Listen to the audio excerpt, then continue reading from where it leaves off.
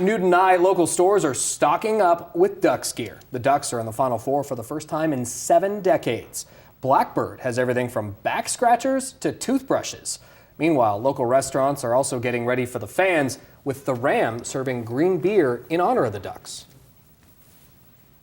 We've had a great crowd throughout the whole tournament, and it's really cool to watch them go this far, and it's really cool to see the whole kind of community embrace it. And we're expecting to be busy, and we're excited. It's going to be a great atmosphere. Businesses across the state say they've seen a boom in gear sales since Oregon's bracket busting win.